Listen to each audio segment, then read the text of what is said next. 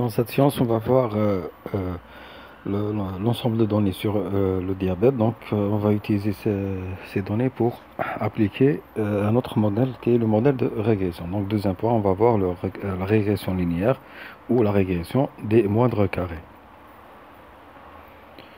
Alors, c'est quoi? Donc, les données diabète, donc, il existe dans la bibliothèque Scikit-learn.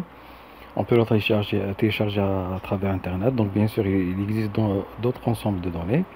Parmi eux, Iris, qu'on a déjà vu dans les leçons précédentes, la fleur Iris pour les espèces. Donc, on a fait avec les KNN, donc le modèle KNN, les cas plus proches voisins. Maintenant, on va voir le jeu de données diabète pour la régression linéaire. Donc, pour cela, on va bien sûr importer le dataset donc depuis scikit-learn.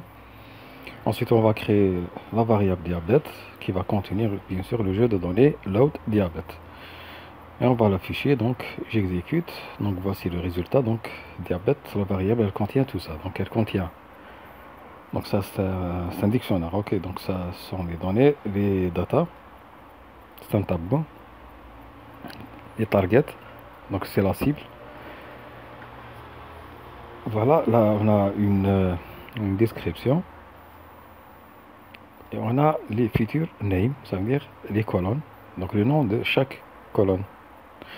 Tout simplement, ces données, les data, hein, les data sont organisées sur 10 colonnes.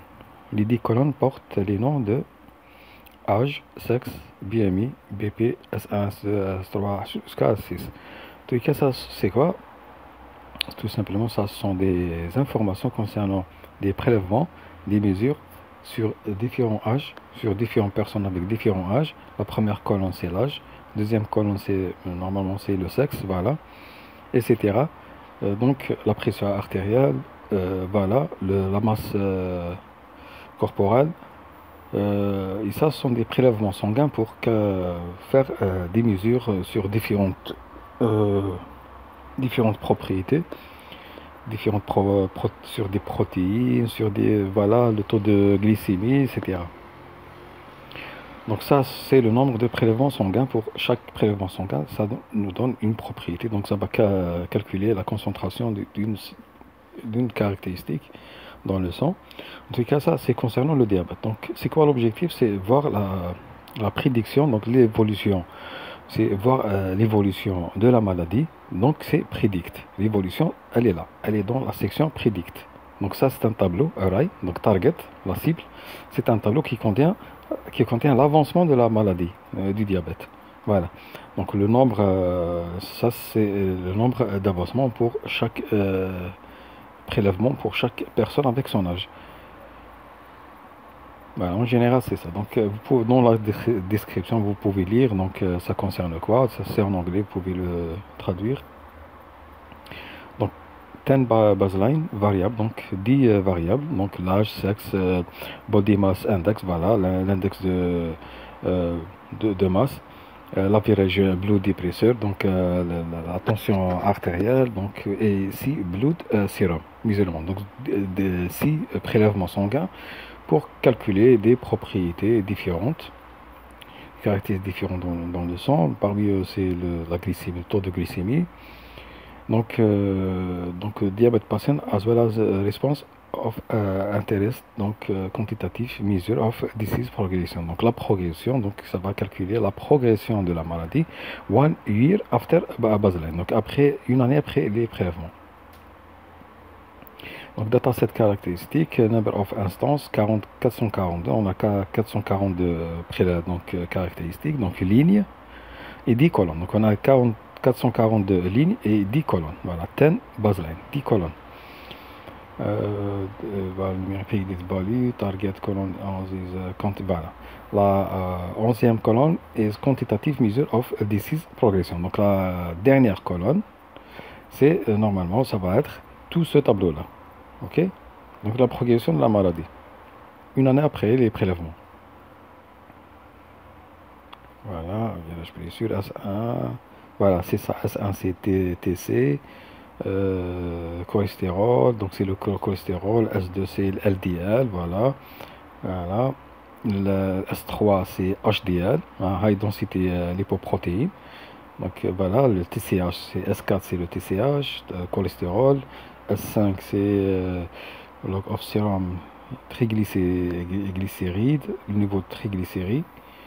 J'ai le blood sugar level, voilà, c'est la glycémie. Voilà, très bien. Donc, nous, qu'est-ce qu'on va faire? On va utiliser ces données pour, par exemple, prédire l'évolution de la maladie d'après l'âge, par exemple. Voilà, d'après l'âge ou d'après, par exemple, le sexe. Mais en général, on utilise l'âge. Donc, là, on va voir est-ce qu'on peut utiliser ce modèle de régression linéaire pour avoir un modèle, pour créer un modèle. Donc, utiliser cet algorithme pour créer un modèle qui va prédire l'avancement de la maladie d'après l'âge, par exemple. Et on verra est-ce que ça fonctionne ou non. Sinon, on va utiliser un autre modèle, donc un autre algorithme de prédiction. Voilà, donc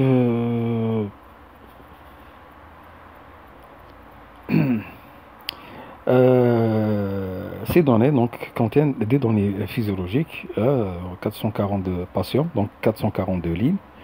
Et comme la cible target, correspond à un indicateur de la progression de la maladie après un an. Donc les données physiologiques, on a l'âge, etc., ce qu'on a déjà expliqué. Donc ces mesures peuvent être obtenues grâce à l'attribut data de notre variable diabète. Ok, donc data. Data, c'est par rapport au nom du tableau. Data, voilà. Et la prédiction, ça va être target. Donc normalement, dans le jeu de l'entraînement de notre modèle, on va utiliser bien sûr la régression linéaire. Et comme X, ça va être data. Et comme Y, ça va être target. Voilà, c'est la cible. Bon, différence avec la classification avec les KNN. Donc, la cible est textuelle. Donc, elle est discrète. Elle est donc catégorielle. Mais dans notre cas, la cible, donc la valeur à prédire, est numérique. Donc, voilà. Donc, ces mesures peuvent être obtenues en appelant l'attribut data de notre variable. Si vous examinez les valeurs de l'ensemble des données, vous constaterez des valeurs très différentes de celles attendues. Hein. Par exemple, on va prendre un exemple. Donc, le contenu de notre variable diabète, data, donc on va prendre que les données, et non pas target ou description, autre chose. Donc, on va afficher les données, mais on ne va pas prendre toutes les données. Ça, c'est data. On ne va pas prendre toutes les données. On va prendre juste la première colonne. La première colonne. La première colonne, normalement, c'est l'âge, d'après le tableau. C'est l'âge, voilà. D'après le feature name, le nom des colonnes. Alors, donc on va afficher entre crochets 0. Donc ça veut dire qu'on va prendre la première colonne du tableau data. Normalement, c'est l'âge. Voilà le résultat. Donc ça, ce sont les différents âges pour notre data. Bon, vous remarquez ici que les données ne sont pas vraiment des données qui ont un certain sens. Donc vous vous attendez à des âges, par exemple, c'est pas 45 ans, 60 ans, 25 ans, mais non. On a des valeurs tout à fait différentes, totalement différentes. Donc pourquoi? C'est ce qu'on appelle la normalisation. En tous les cas, tous les données tous les data sont transformés, sont standardisés ou normalisés. Pourquoi on fait ça? C'est seulement pour avoir des données, mettre les données sur le même échelle. Voilà. Ça veut dire quoi? Ça veut dire éviter la dispersion, donc la distance ou la dispersion, la disparité entre les petites valeurs et les grandes valeurs. Tout simplement, on utilise cette technique pour l'entraînement des modèles, de nos modèles, pour l'entraînement automatique, le machine learning, pour éviter que les grandes valeurs écrasent ou prennent davantage, donc mettent en quelque sorte, elles vont mettre de l'ombre, donc elles vont masquer les petites valeurs. Bon, bien sûr, on trouve ça dans d'autres modèles de régression ou voilà, dans lesquels on utilise de grandes valeurs. Dans notre cas, il n'y a pas de grandes valeurs, mais en général, lorsqu'on a des données ou des modèles qui manipulent de grandes valeurs, donc dans ce cas, on va normaliser les valeurs des données pour avoir tout simplement des données plus proches les unes des autres, donc les mettre sur le même échelle. Voilà, c'est ça l'intérêt. C'est pour cette raison qu'on a eu des valeurs qui n'ont rien à voir avec, bien sûr, rien à voir avec les vraies valeurs d'âge. Alors, bon, en tous les cas, la normalisation ou la standardisation, elle va suivre des fonctions mathématiques. Donc, par exemple, une variable standardisée égale à la variable d'origine, moins U sur sigma. Donc, mu sur sigma. Le mu, c'est la moyenne de toute la colonne qu'on a transformée. Et sigma, c'est tout simplement l'écart type. Sinon, on va utiliser une autre formule, c'est la normalisation. Donc, x normalisé égale x d'origine moins x minimum dans la série, dans la colonne, divisé par x maximum de la colonne moins x minimum de la colonne ou la caractéristique, bien sûr. Lorsqu'on parle de caractéristique, on parle de la colonne. Dans notre cas, la colonne, la caractéristique, c'est 0, c'est-à-dire toute la colonne de âge. Voilà.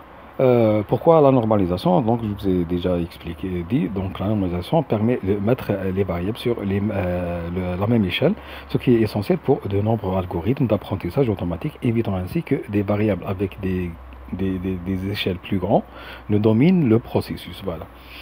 Donc, comparabilité. Donc, la transformation assure que les variables ont une moyenne de 0 et un écart type de 1. Donc, après mise à l'échelle, un écart type de 1. Ce qui facilite leur comparaison et leur interprétation. Et bien sûr, condition de certaines méthodes, donc de nombreuses méthodes statistiques et d'apprentissage automatique supposent que les données sont distribuées de manière à avoir une moyenne de 0 et une variance de 1. Ça va faciliter l'apprentissage. Et ça va englober toutes les données. Alors, qu'est-ce qu'on va faire maintenant? On va afficher, voilà, il y a une chose à comprendre. Donc, nos données, après la standardisation, la normalisation, donc, après les avoir mis sur la même échelle, donc, normalement, la somme du carré de toutes les valeurs d'une même caractéristique, par exemple l'âge, si on fait la somme du carré de tous les âges, on va avoir un chiffre qui est égal à 1. Par exemple, donc, on va prendre l'âge toujours. Donc, je vais utiliser la fonction somme de NumPy. Donc, entre parenthèses, je vais lui passer bien sûr la première colonne. Hein, donc, toutes les lignes de la première colonne. Voilà. Donc, diabète.data, bien sûr, les données n'ont pas target. Donc, target, c'est la prédiction. On va prendre les caractéristiques donc, des clients, des patients. Donc, on va prendre, mais non pas tous les caractéristiques. On va prendre que l'âge. Pour cela, on va taper entre crochets le slicing, donc 2 points, ça veut dire toutes les lignes, et 0 dans la partie des colonnes, ça veut dire première colonne. Au carré, voilà. Donc la somme au carré de toutes les valeurs, et on va exécuter, normalement on va avoir un chiffre proche de 1, voilà. Même si on change de colonne, par exemple la colonne deuxième, c'est le sexe 1, donc l'index 1, normalement c'est la colonne sexe, voilà, c'est presque 1. Toutes les colonnes, donc la colonne 2, je sais pas, c'est, je crois, la masse, l'index de masse, voilà, c'est presque 1, ok. Voilà, la colonne, la quatrième colonne, voilà, donc c'est la pression artérielle, etc. Voilà, la cinquième, voilà, presque 1. Donc toutes les colonnes, si on prend le carré de chaque valeur et on fait la somme, donc on va avoir le chiffre, une somme, résultat comme 1. Alors, bien que ces valeurs soient normalisées et donc difficiles à lire, elles continuent d'exprimer les 10 caractéristiques physiologiques et conservent bien sûr leurs valeurs et leurs informations statistiques. Donc, cette normalisation, cette transformation, c'est pas une transformation avec perte de signification, donc une transformation qui va garder l'information toujours présente. Quant aux indices, aux indicateurs de progression de la maladie, bien sûr, c'est-à-dire les valeurs devant correspondre aux résultats de vos prédictions, target, ils sont accessibles grâce à l'attribut target. Donc on va afficher les targets. Très bien, donc date diabète.target et j'affiche le tableau de cibles. Ça, c'est la progression de la maladie pour chaque patient. Donc, on n'a pas fait de transformation. Vous obtenez donc une série de 442 valeurs entières comprises entre 25 et 346. La normalisation a été effectuée seulement sur les 10 colonnes de âge à S6. Pour la prédiction, donc la progression de la maladie, les données ne sont pas normalisées. Alors là, donc, maintenant on va parler de après avoir présenté le jeu de données diabète, on va maintenant parler de la régression linéaire ou la régression des moindres carrés. Donc ça, le moindre carré, c'est la façon de trouver cette ligne qui va en quelque sorte rassembler toutes les données dispersées. Et à travers elle qu'on va trouver une prédiction pour une nouvelle valeur. La prédiction pour une nouvelle valeur. Une nouvelle valeur, ça peut être par exemple l'âge ou le sexe, ou tout dépend. Alors, la régression linéaire, c'est quoi? C'est une procédure qui utilise les données de l'ensemble d'apprentissage pour construire un modèle linéaire. Voilà, le modèle linéaire d'après une ligne droite qu'on va calculer le coefficient, la pente, etc. Donc la régression linéaire, c'est quoi? Donc simple. La régression linéaire simple est une méthode statistique qui modélise la relation linéaire entre deux variables continues. Une variable dépendante, c'est y, et une variable indépendante, c'est le x. Le x, c'est l'observation qu'on a prélevée. Et toujours y, elle dépend de x. Donc x, elle est indépendante, c'est la valeur qu'on ne sait pas pour l'instant jusqu'à sa mesure. Donc ça, elle est indépendante. On va la mesurer, donc elle est indépendante. Elle ne dépend aucune autre variable. Donc x, on va prélever ça avec des appareils de mesure ou avec, comme les fleurs d'iris, avec par exemple une règle pour calculer la largeur et la longueur des pétales et des sépales. Donc x, elle est indépendante, mais y, elle est dépendante. Donc nous, on va prédire la valeur dépendante d'une valeur indépendante. Donc elle cherche à trouver la droite qui décrit au mieux cette relation entre les variables, entre les points qui représentent x et y. Donc, bien sûr, lorsqu'elle va calculer, bon, il y a plusieurs possibilités de droite. Donc comment elle va choisir la droite qu'elle va utiliser, donc comment elle va calculer cette droite qu'elle va utiliser pour prédire de nouvelles valeurs, de futures valeurs. Et bien tout simplement, cette droite, elle a la forme de y égale ax plus b, c'est une droite linéaire, c'est une droite. Donc elle a un a, c'est la pente ou le coefficient, bien sûr le x c'est la valeur indépendante, et plus b, c'est la valeur lorsque la droite, donc l'intersection entre la droite et l'axe des ordonnées, ça nous donne la valeur de b. Donc b, c'est lorsque x égale à 0.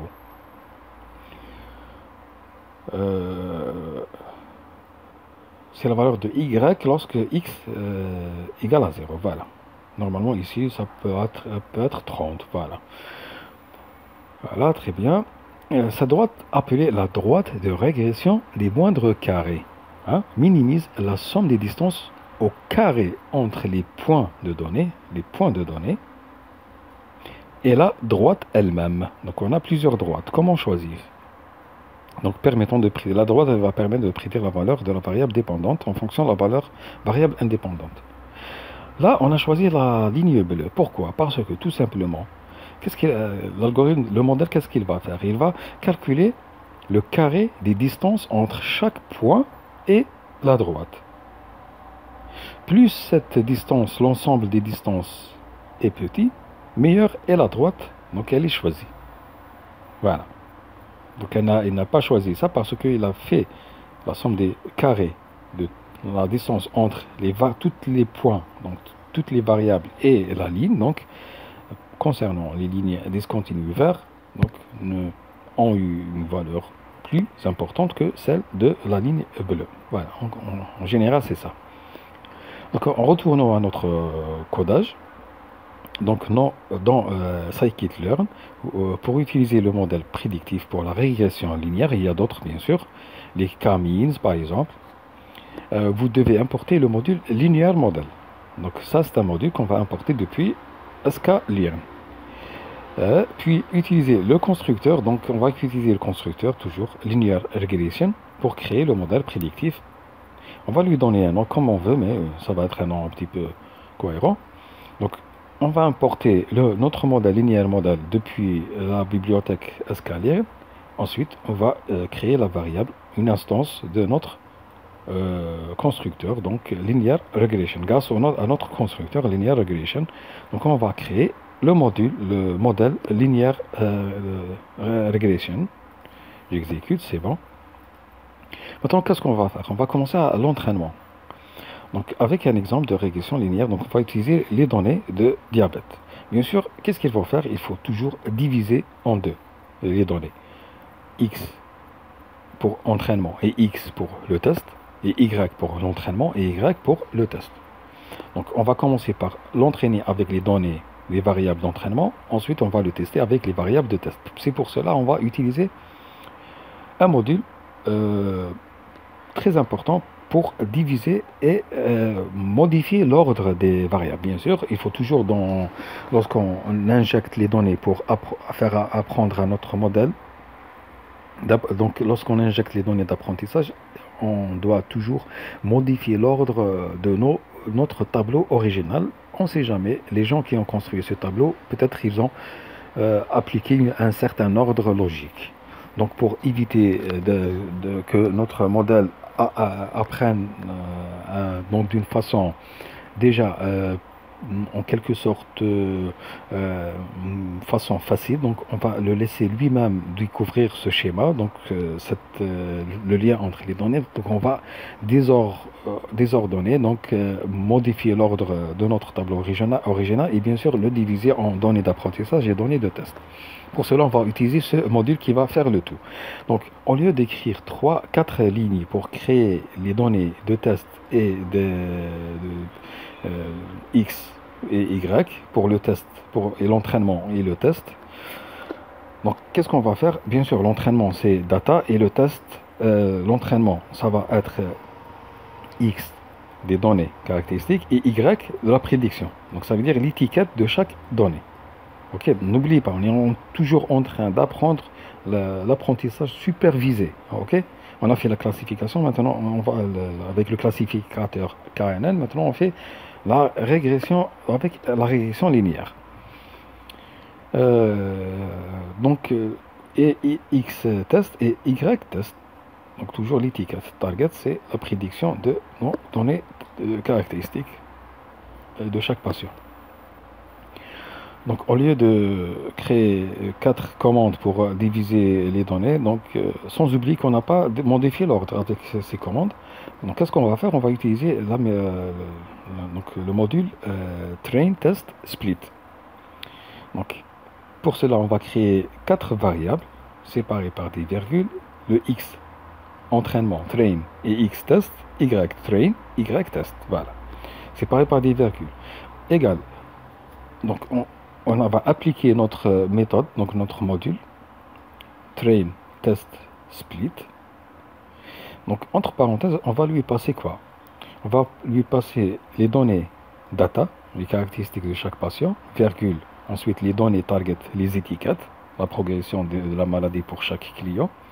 Ensuite, test size égale 0,03, ça veut dire que je vais prendre 3% donc de données. J'aurais pu mettre par exemple 0,2 de préférence.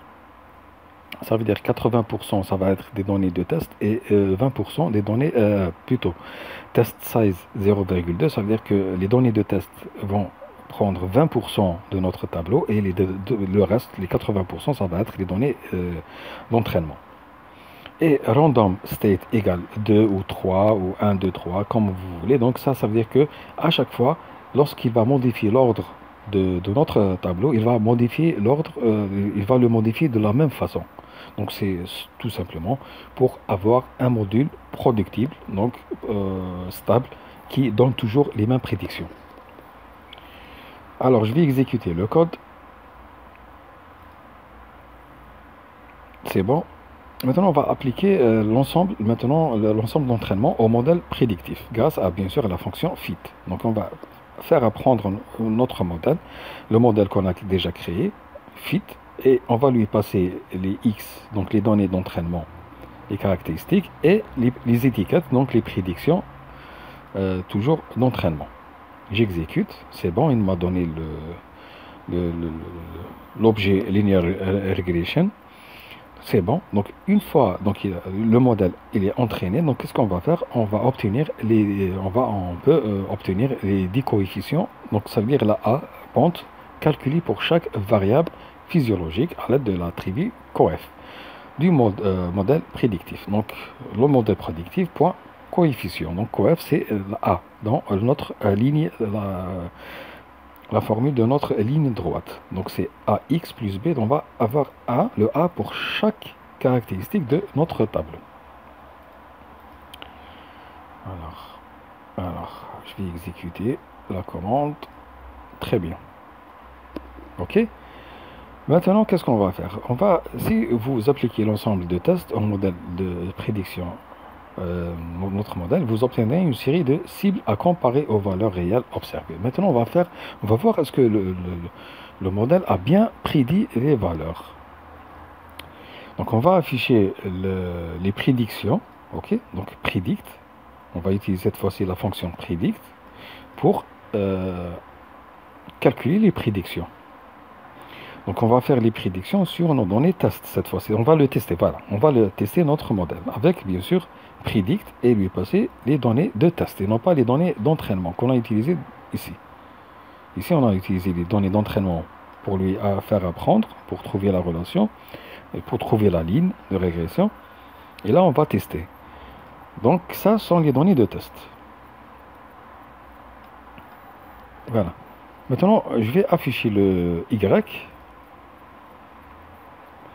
Normalement, si ça s'est bien passé, normalement, je vais avoir presque les mêmes valeurs dans les deux.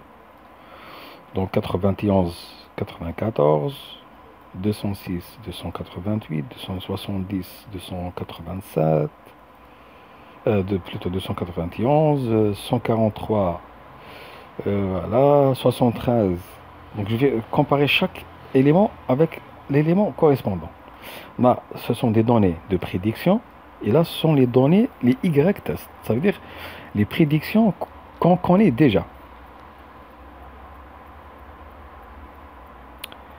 Alors, 154, la première valeur 154 pour la prédiction. Et la première valeur de la prédiction qu'on a prélevée. Donc, normalement, celle qui est vraiment juste et correcte, la référence, c'est celle-là. C'est le 73. 73, c'est la progression de la maladie pour un patient X. Donc ça, c'est une valeur correcte, parce qu'on l'a prélevée. C'est nous qui avons écrit cette valeur, donc d'après nos observations. Donc elle est correcte, elle est juste. Mais lui, il a prédit 154. Donc il n'y a pas vraiment une prédiction correcte. La deuxième valeur 204, mais là, en réalité 233. C'est un peu proche. Ensuite, 124 et là la valeur réelle c'est 97, donc vous voyez une grande différence. 106 et là c'est 111, presque la même. 258 et là on a 277 presque, mais il y a toujours une grande différence. Donc on va voir est-ce qu'il a bien prédit ou non, est-ce que ça a bien marché, est-ce qu'on peut compter sur lui ou non. Donc cependant il y a une chose, une variable qui est la variance, hein, une donnée, un résultat qui est la variance. La variance, c'est le score, hein, est un bon indicateur pour déterminer si la prédiction est parfaite.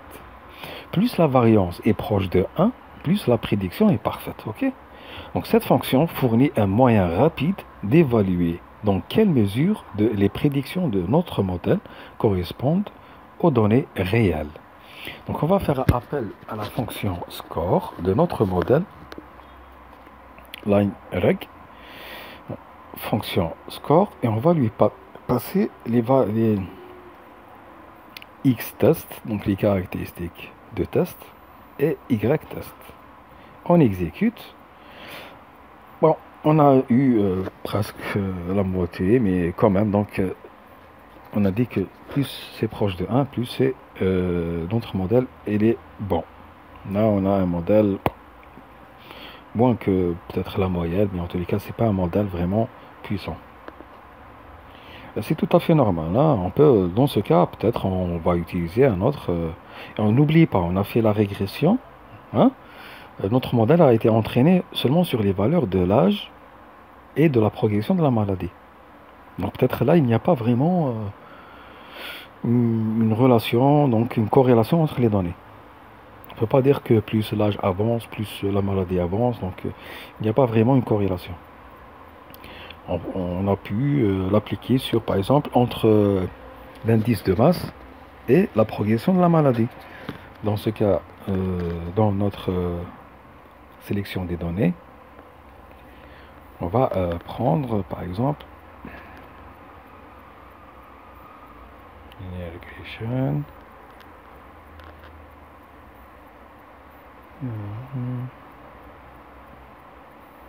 Ce cas, ça fait rien. On va voir avec l'âge. Je sais pas ce que j'ai utilisé avec l'âge ou non. Diabète target, data. Data. Ah non, non.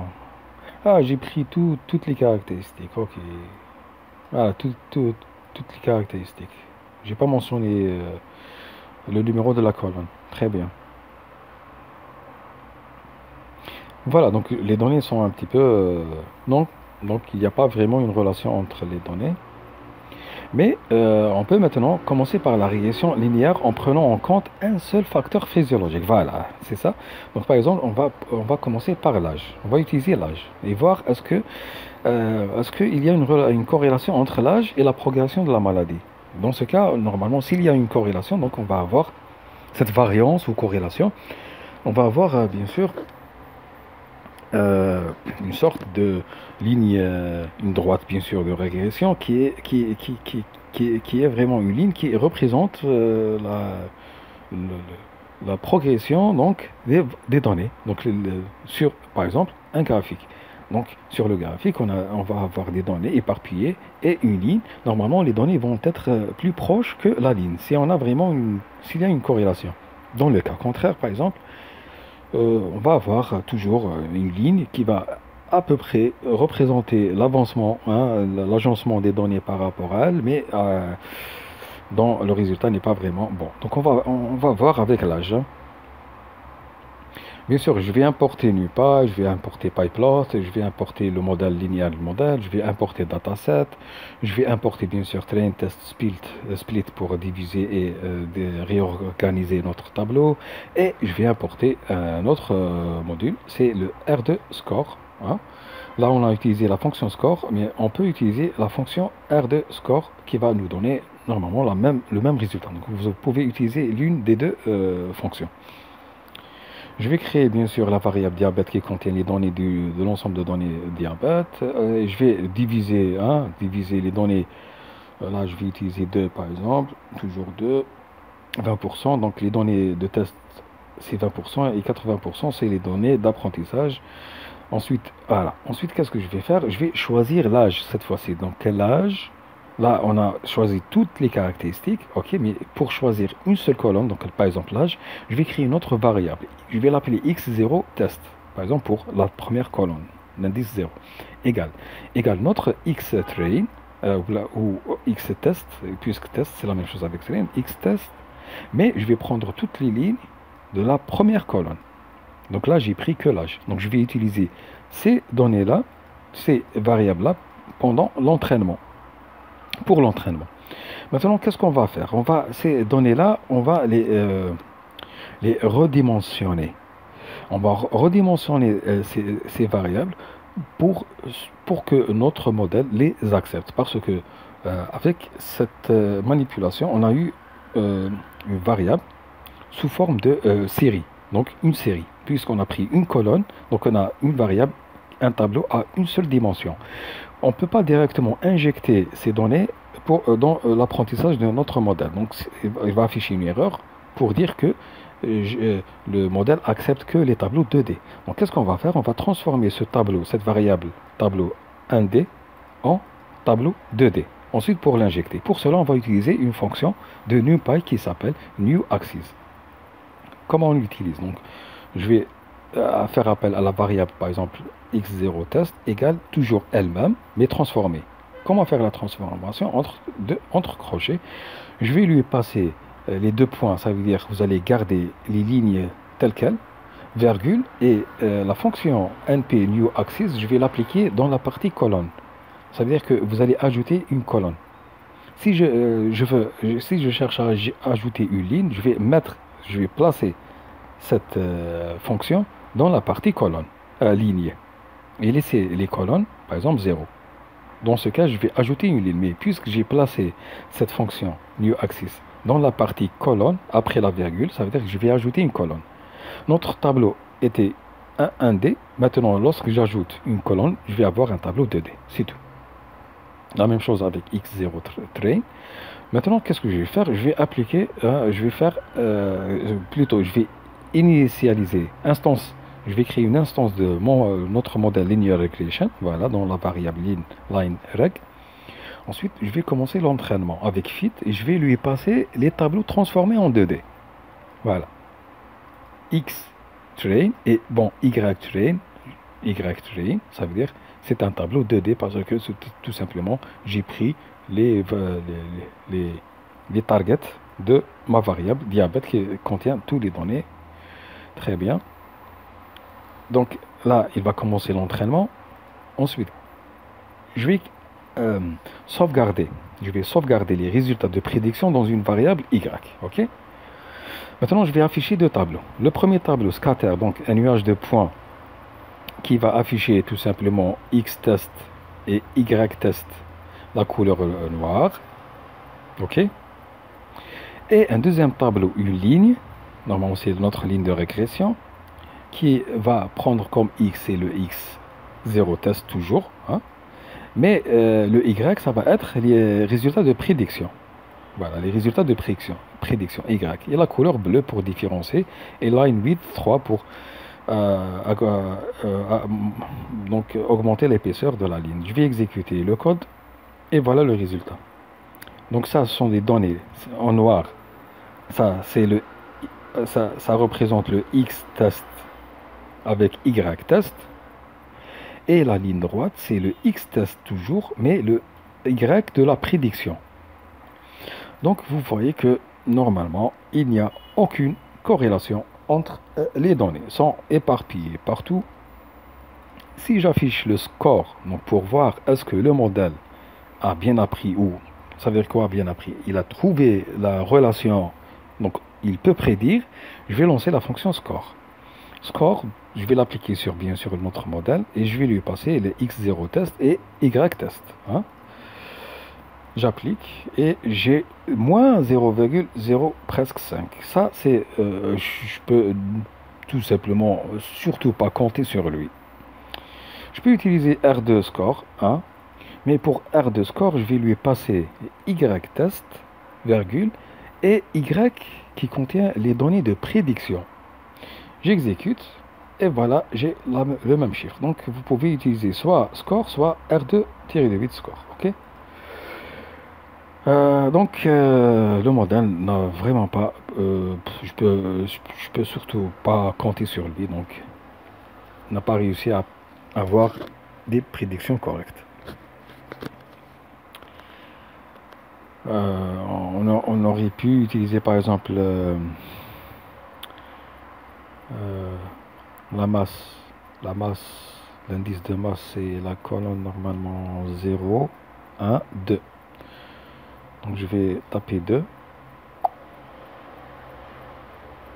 Ici, 2. Donc je vais choisir la deuxième colonne, plutôt la troisième colonne. Donc c'est l'indice de masse. J'exécute. Et voilà. Là, c'est un petit peu. Donc normalement, le score, ça va être. Voilà, 0, presque 3. Et ça reste toujours loin de la perfection qui est le 1. Ok. Voilà, donc ça dépend de la caractéristique. Donc là, on a voulu voir est-ce qu'il y a une corrélation entre l'âge et l'avancement du diabète. Apparemment, il n'y a pas eu, donc j'ai eu un chiffre négatif, donc je sais pas qu'il est faible, mais il est contraire à la perfection. Donc le graphique montre la ligne, une régression linéaire, voilà, cette ligne bleue,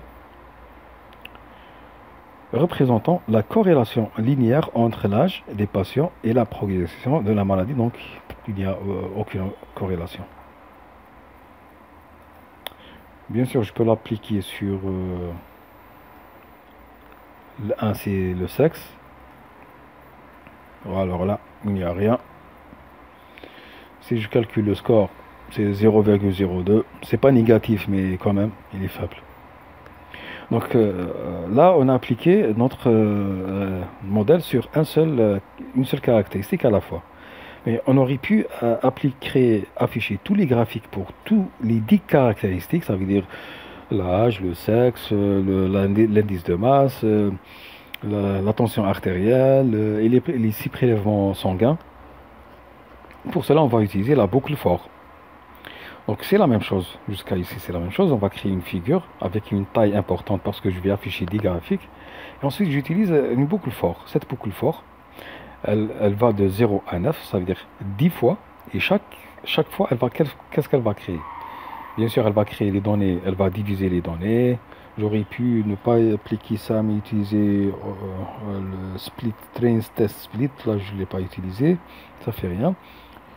Le Y, donc c'est la prédiction. Ensuite, afficher les graphiques. Donc, les graphiques, à chaque fois, je vais avoir un nouvel graphique, un nouvel axe. Ça veut dire subplot. 5, 2, ça veut dire quoi? 5 lignes, 2 colonnes. En tout, 5 fois 2, 10, ça veut dire 10 graphiques, donc 5 lignes, 2 colonnes. Et à chaque fois, ce nombre va préciser un graphique. Puisque f commence par 0, donc je vais avoir 5, 2, 1. C'est pour cette raison que j'ai fait f plus 1, pour avoir le premier graphique axe. C'est 5, 2, 1. Ensuite 5, 2, 2, ensuite 5, 2, 3, ensuite voilà, jusqu'à atteindre 5, 2, 10. Et pour chaque axe, je vais ajouter le scatter, donc les données. Donc je vais prendre le X-test et Y-test, couleur noire. Et le plot, c'est-à-dire la ligne, ça va être bien sûr la ligne de régression. Donc ça va être X-test, mais Y, la prédiction, les résultats de prédiction que j'ai créés ici.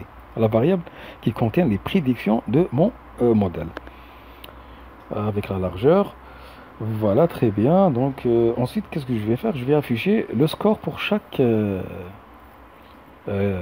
caractéristique. Le score, donc le score entre la caractéristique et la prédiction.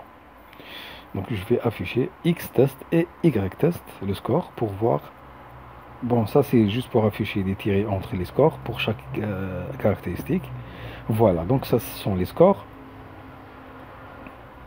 Voilà, ça ce sont les scores.